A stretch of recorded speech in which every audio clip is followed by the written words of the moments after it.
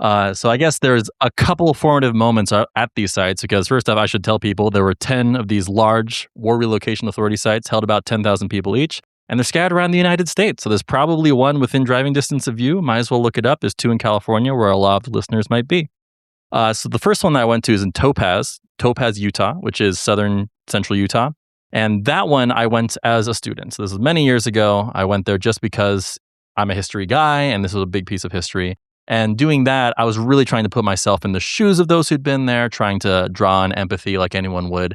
And as someone, your viewers wouldn't know this, but I'm in fact a Caucasian gentleman with mostly Irish descent. And so no familial connection to Japanese incarceration. So there is certainly a different feeling than someone who would have a family tie. So at that point, it was just, this was horrible. That's a very interesting piece of history.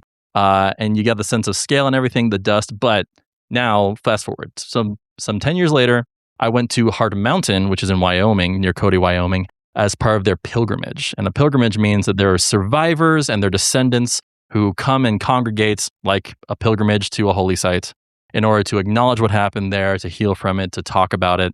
And when I went to that meant I was there in the context of the people who remembered it and the people who had been deeply affected by it. And I made friends with people who had been born there, who had been there when they were even as old as teenagers in the World War II. And that was a very different effect. Because particularly, there was a woman I met who had been born there, and we went on a tour as part of the site because the hospital building where she'd been born, still there.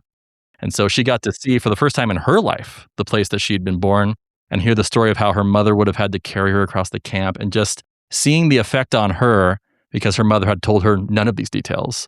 And so just seeing it through my friend's eyes was what made it suddenly incredibly impactful to me as an outsider.